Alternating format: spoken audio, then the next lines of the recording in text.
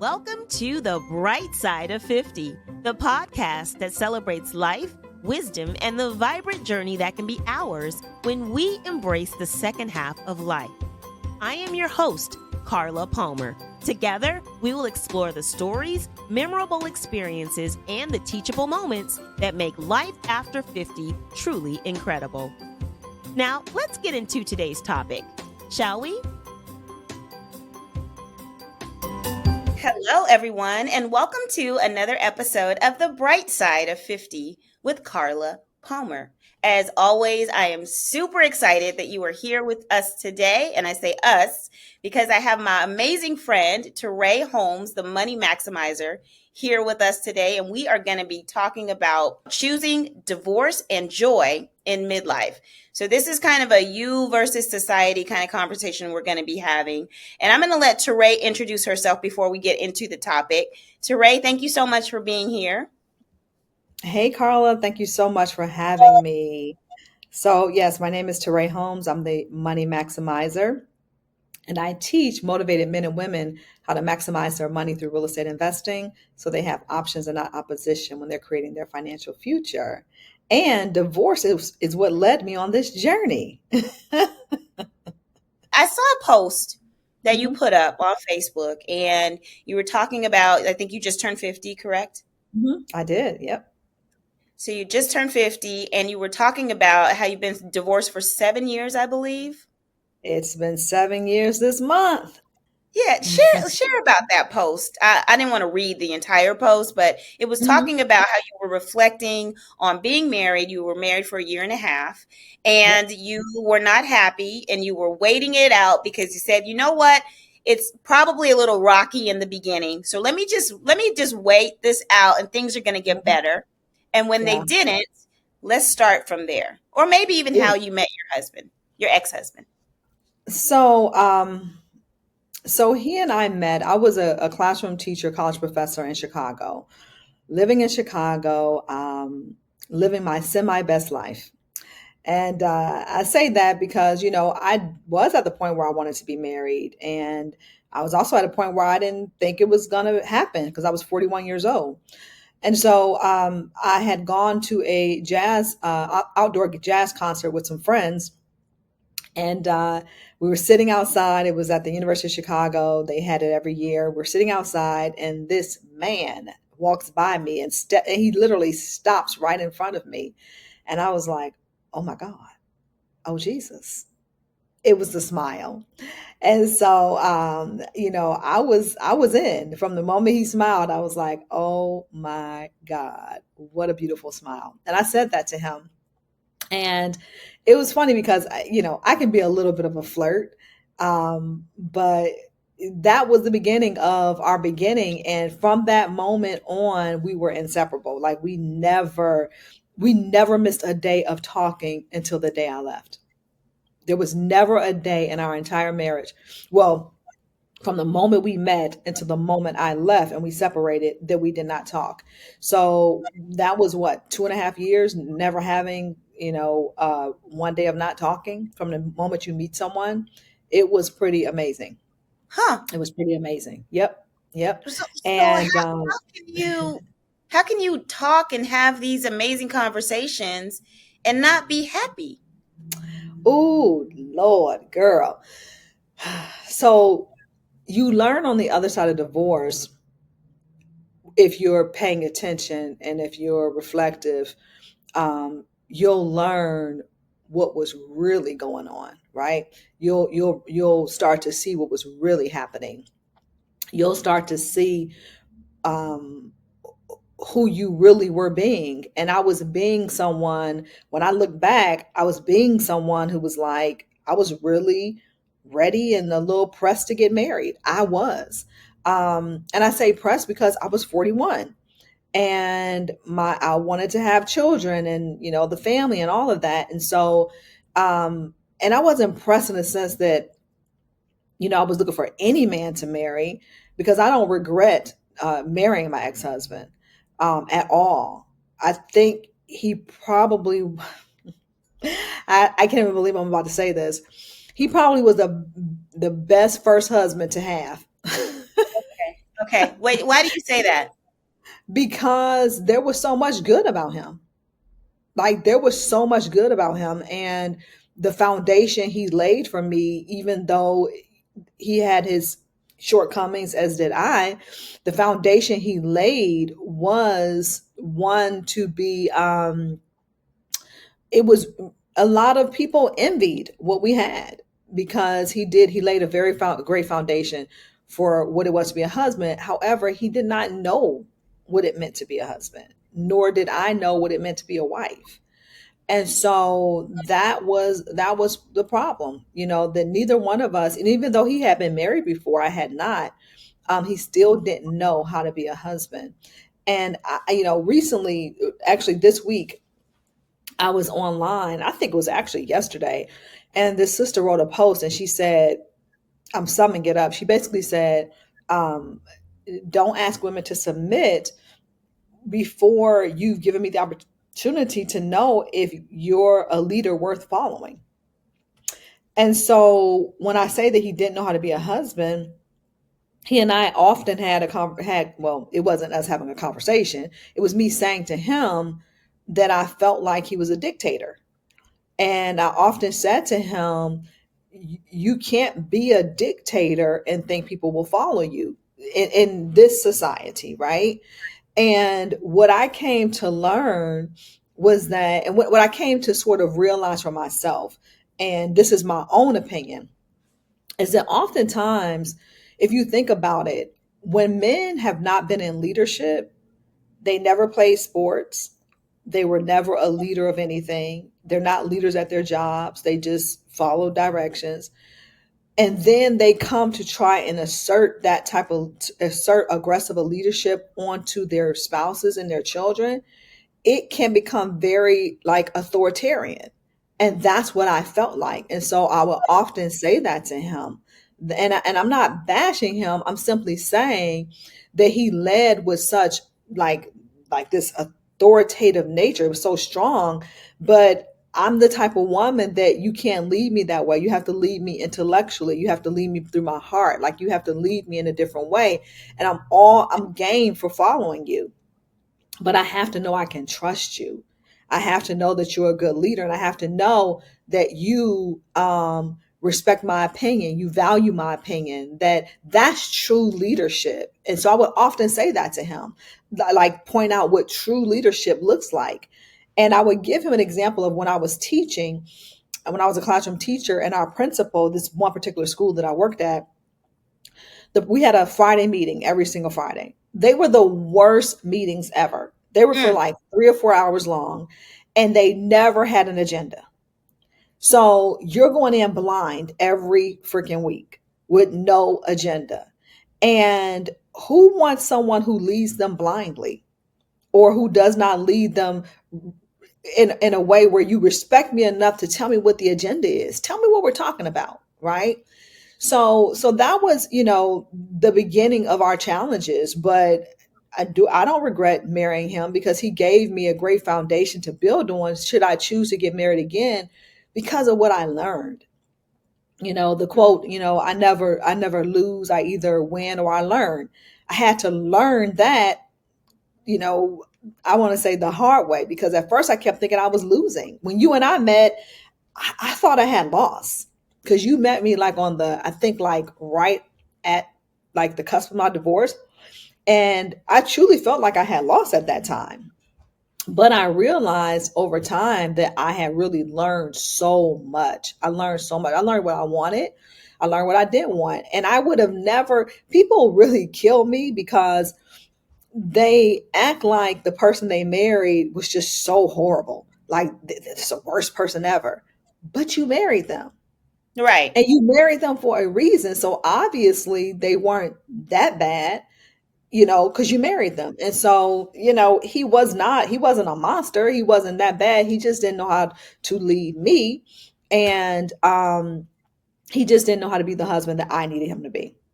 And likely I wasn't the wife he needed me to be. Did you guys go through any kind of counseling before you got divorced? I asked if we could, and he said no. He Okay. refused. I also was the one who initiated counseling before we got married. So we had couples counseling before we got married for a short period of time, but we had it. But when we were having problems, I initiated it, and he didn't want it. And I've been following Steve. I think it's Stephen Barlett. I think it's Barlett. And He's so good. Oh my gosh. That's oh the yeah, Diary he's of a CEO. Diary of a CEO. Oh my And God, man. yep, and he just wrote his book will be coming out soon, Diary of a CEO. And he said he put a framework in there for quitting. How do you quit, right? And he said something. He said, when you're considering quitting, you have to just sort of take into consideration, is it worth it, right? First of all, is what you want worth it? And is the work involved, what it would take to keep it or keep going, is it worth it? And he gave the example of a marriage. Johnny and Melinda are having issues, and Johnny wants a divorce, and um, Melinda brings up therapy, and Johnny has to determine, you know, is it worth it? Like, is Melinda worth it? And when he said that, it was just like such a aha, like, oh wow, because I'm okay with the fact that my ex-husband didn't think I was worth us going to therapy for. That's what it boiled down to for me. And I'm okay with that, right? But it took some years to become okay with the whole idea that it didn't work and that I felt like a loser and I felt like I had lost something. But once I began to see how much I learned, then that's when everything just sort of turned for me. It's interesting that you look at it as you weren't worth the work, and I see it differently. I see it as him not wanting to do the work because of maybe fear, or because maybe he Mm, didn't want to get vulnerable and fully transparent. He might have had his own demons that he didn't even share with you. Like, I mm. don't even know if it had anything to do with him not wanting to do the work because he didn't feel like you were worth it. I think that you're right. And I think that you also have to you also have to see value. Anything that we are willing to put work into, we have to see the value in it. Like, none of us, you get up at 6 o'clock in the morning or 5 o'clock in the morning to go to work. You have to see there's value. And I think it's what you said. And also that, and I don't feel bad that he didn't find me worthy enough to do the work, right? Okay. He may regret that now, but I'm not owning that. Like, I know my worth, Okay. but it doesn't mean that other people know your worth, right? And so I still don't think that he thought I was worthy enough for him to put the work in, because Mhm. we put in work on what we find that is worthy. Yeah. And so when he said that, I was like, "Ooh," and it was just an aha. It was just another learning moment, right? That I also had to be okay with the fact that it likely was that he was like, nah, she's not worth me going to that counseling. Because one of the things he said was he made it about the money. We had great insurance, but for this counseling we were going to get, he would have had to pay out of pocket. He was like, no, I'm not paying out of pocket for Oh, okay. Okay. that. Okay, that's a little different. He's So, like, nah, sis, I'm not doing that.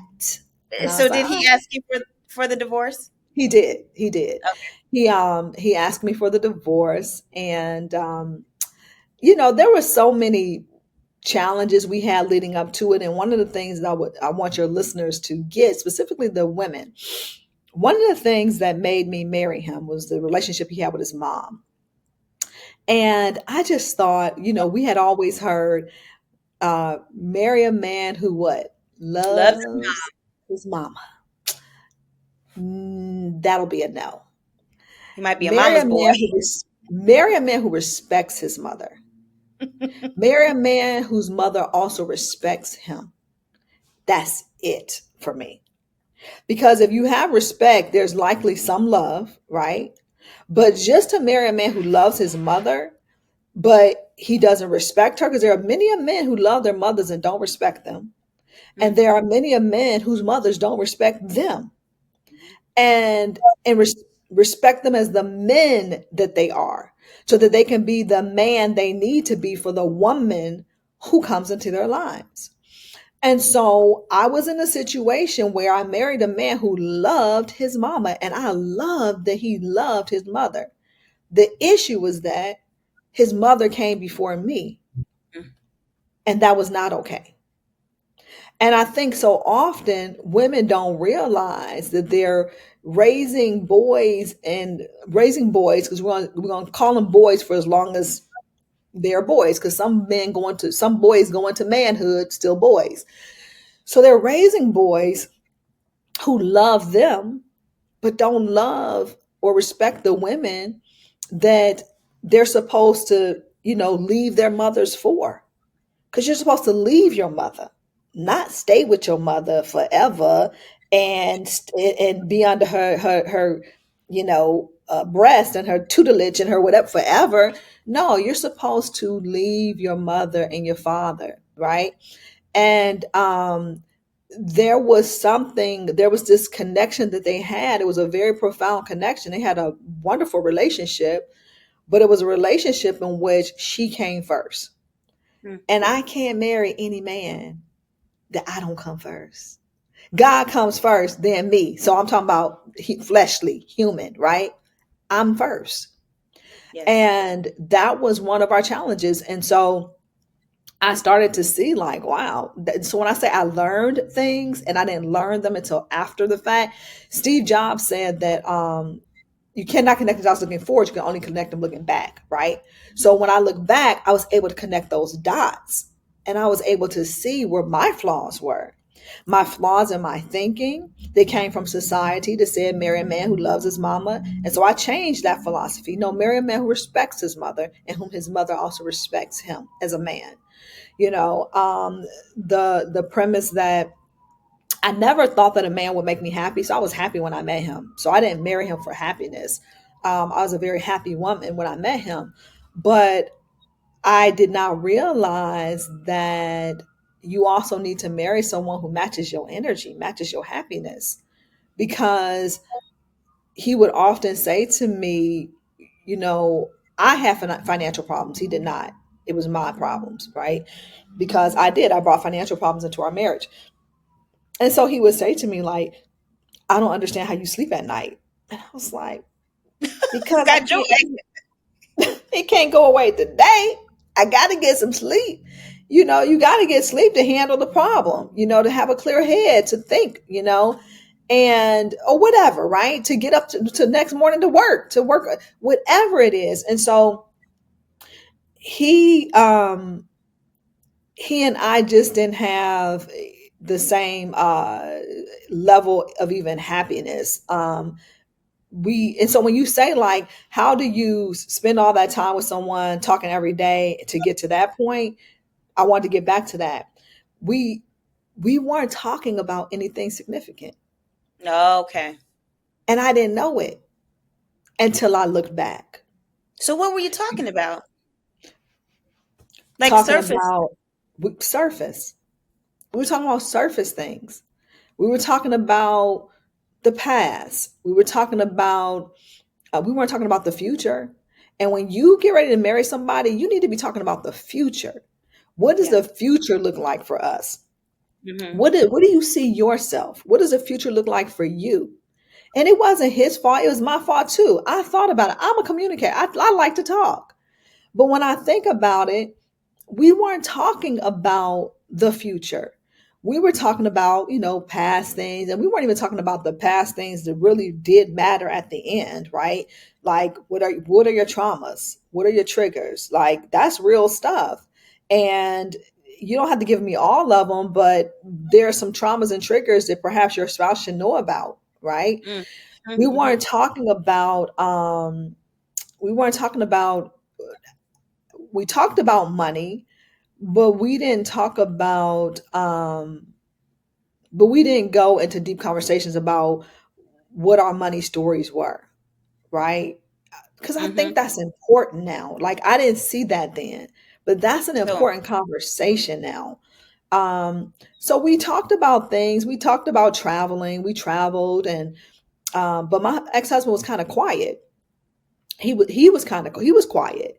So I did not push the envelope to have those deeper conversations. And I think that the onus that I take is that if you're not talking, I'm cool with not talking because I can go work, And right? talk there. Hello. So, girl, so I can go work. And it wasn't that we weren't talking because we were mad. It was just that, oh, okay, cool. While you're watching TV, you're doing what you're doing, I'm going to go work. Instead of having those real moments of true intimacy through conversation. We didn't Hmm. have those true intimate moments of conversation. Those laying in the bed, just being very vulnerable and just talking intimately. We didn't have that. And I'm sharing this and saying this because I want people to see when you don't have that in your relationship, don't think it's coming in marriage and don't ignore it in the relationship.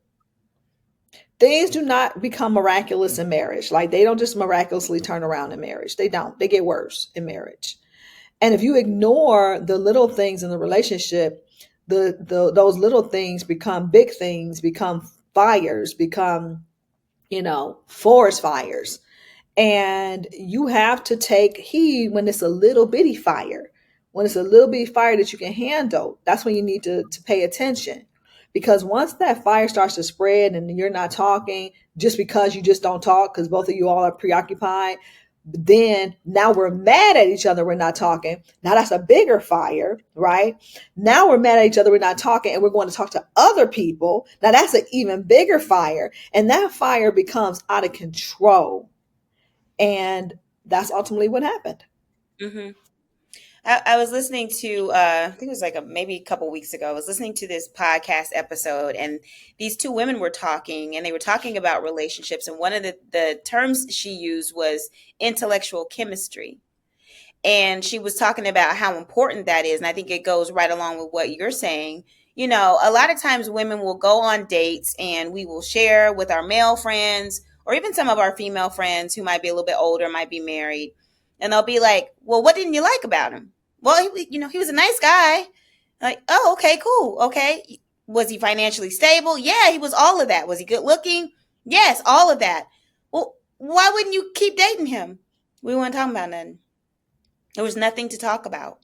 There was no, what this woman was saying, there was no intellectual chemistry. And I think women just get this bad, like negative stamp on them when you find these great guys and you decide, I don't want to move forward with that because it's not a good fit for me. Well, you're so picky. You're always going to be by yourself. You're never going to get anybody. That's what's wrong with you women. You say you want X, Y, and Z, then you find it and you don't want it. What do you say to that? Because it happens all the time and it's not fair. Yep, yep, yep. Um, I definitely, I used to date more when I was younger. I don't date as much now. So I was definitely called picky often. um, my friends don't say that as much anymore because once I tell them like what's up, they're like, oh yeah. Yeah. But what I will say is that some of us are too picky. Mm. We are. And I was guilty of that. And I think that I don't date as much because I'm more selective about dating. So I don't date a lot because I'm much more selective than what I used to be on dating. But I understand what you're saying because I test things like through text message and through telephone calls. Yep. If you're not talking about anything over the phone, if you're not talking about anything when you're texting me 1,000 times and you're not saying anything, I'm not going on a date with you. So we're not going on a date because you have nothing to talk about over the phone. So I'm definitely not about to get dressed up and go sit with you for a free dinner because I actually am an amazing cook myself. Because I feel like I'm more powerful than I've ever been, right? Because I don't go out for dates. I don't go out for a free meal. I don't go out for that because if I'm not feeling you, if I don't have intellectual chemistry or whatever kind of chemistry with you, that feels like a wasted evening for me. However, um, I was listening to this woman.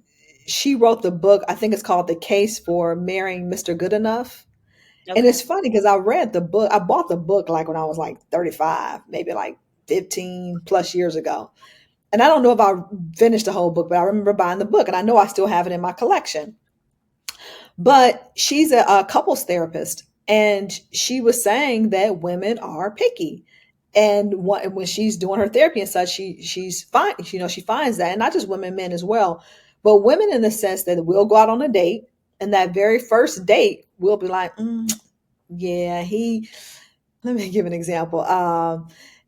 He didn't tip the waiter like I feel like he should. She was talking about like the things that women will bring up, and she's like, before we even have a conversation, y'all, you guys had a great, you guys had great conversation. It was a good date, and then you're like, yeah, but he did this one thing, and she was like, first dates, people are nervous and people are weird and awkward, and it's just so you got to give people an opportunity. So maybe if it was something good there and conversation was it, go out on a second date. But to your point about that whole he's not talking and all of that, if we communication ruins relationships and marriages. If you're not talking, sir, I can't do life with you. If we can't do that, bare minimally, because that right there is how what happens if when life starts happening and things start getting rough and tough, all you have is communication. What happens when all the money's gone? All y'all can do is sit at home and talk to each other, right? Like all you have are your words. That's it. Your words are how you connect and how you communicate.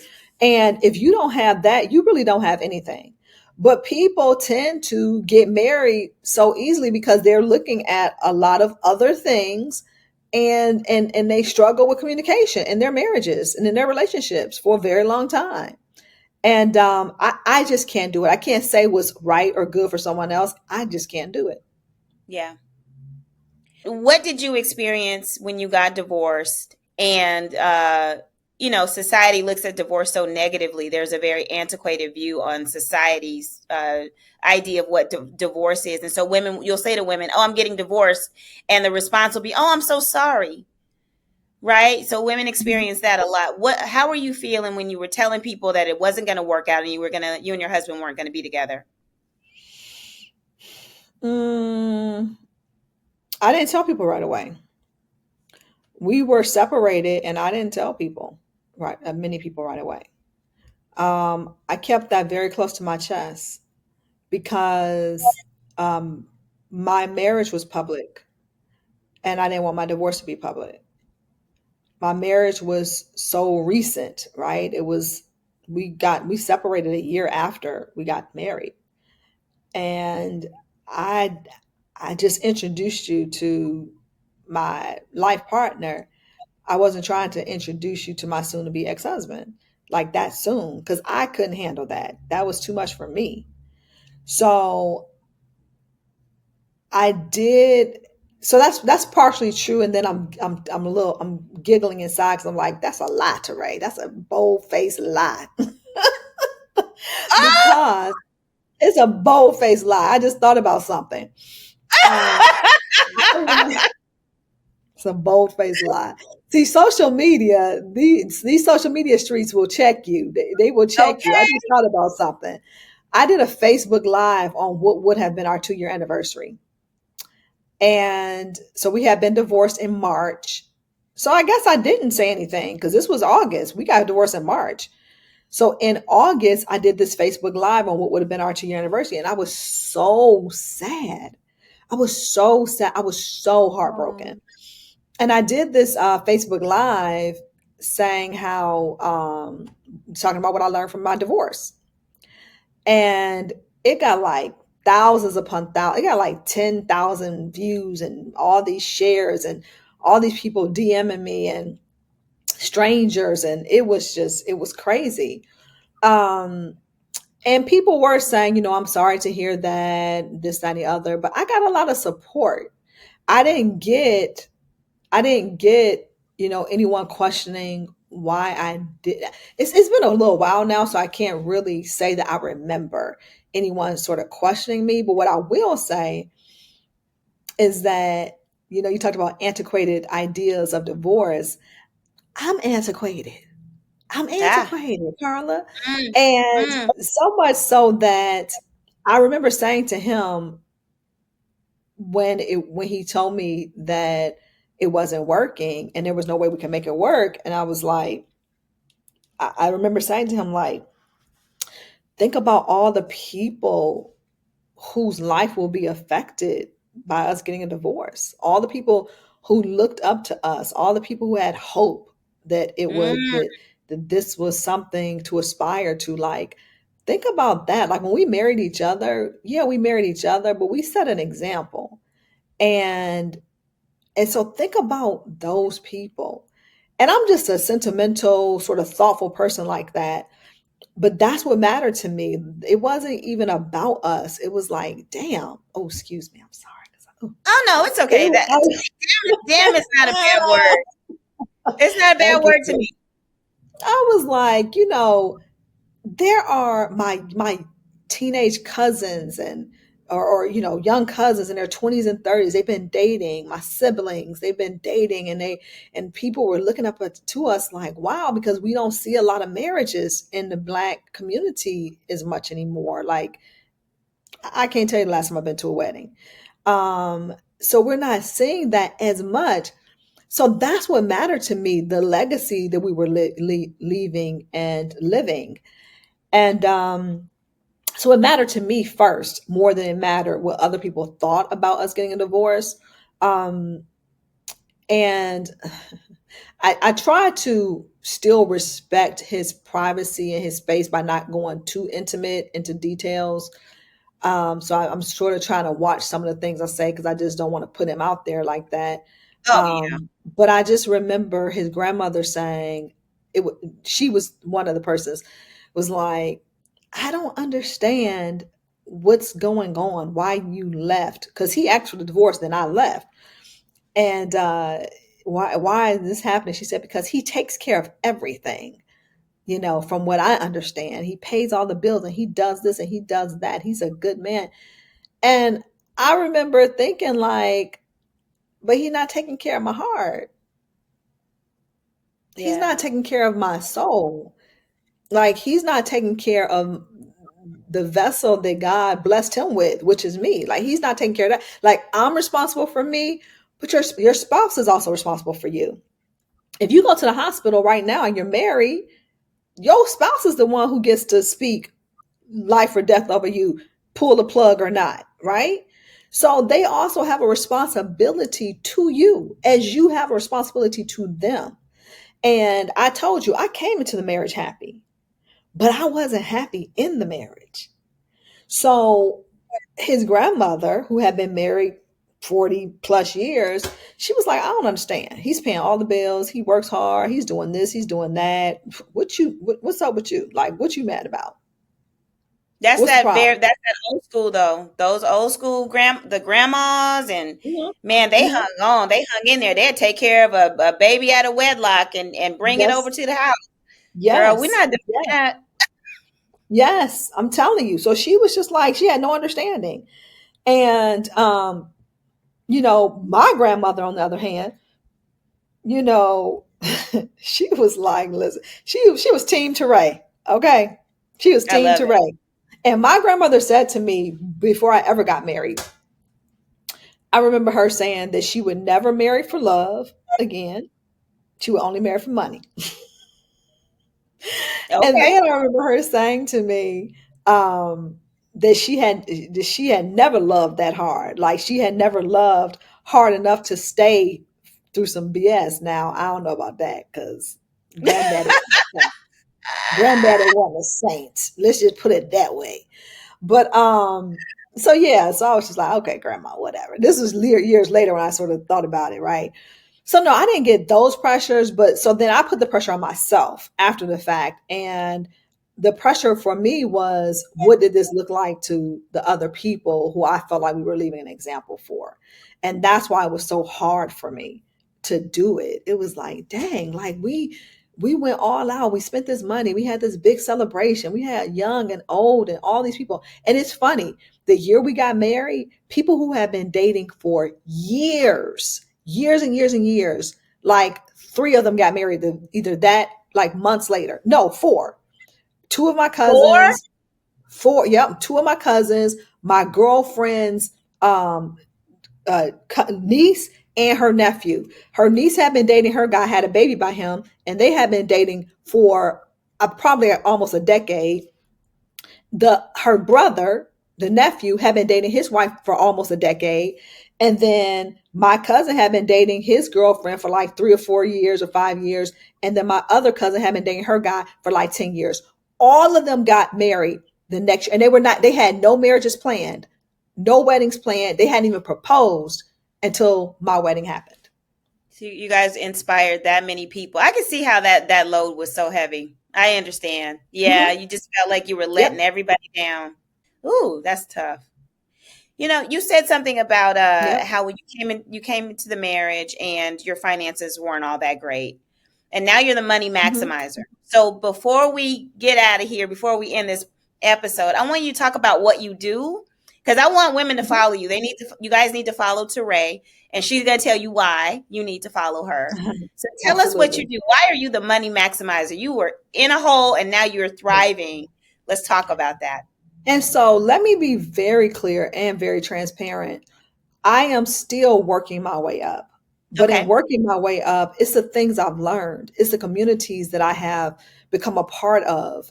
So I connect people to resources. I connect people to, so like, for instance, so I got my real estate license in 2017, right after my divorce. And I'd really never wanted to sell traditional real estate. I wanted to be an investor. So in 2019 is when I started teaching myself the ropes of investing, and and that's what I do now. So I work with investors. I've bought investment properties. I've flipped investment contracts or whatever. So I am on the investment side of real estate now. And the things I have learned about real estate, particularly on the creative side, in addition to the things I have learned about money just by learning real estate, I'm like, there's no way in the world our sisters should not know this. Our black and brown sisters and brothers should not know what it is I know from being in rooms with people who don't look like us. Mm, Right. So that's why I call myself the money maximizer. So now I every single month it's going on a year. Actually, it's a year this month. I co-host a real estate investment meetup just outside of Washington, D.C. And we have about 60 plus people who come out every single month. I mean, jam packed, like standing room only. And I teach. So every month I go and we teach a different concept and about real estate investing, things that we don't talk about around our dinner table or have conversations about in general. And my work is flourishing and it's evolving, right? It's evolving. And the evolution of it is that I'm working on a tour that I'm putting together called Money Talk, where I'm literally planning to go from city to city to have open conversations about money because we don't have open conversations about money. So mm, literally like this hands-on audience participation, sort of really profound talk about money, fun talk about money, serious talk about money. It might some money stories that might make you laugh, some money stories that might make you cry, but to have a very engaging conversation about money. So that's what I'm working on now. But in between that, I teach. So I teach. I have a webinar that I do called Real Estate Riches.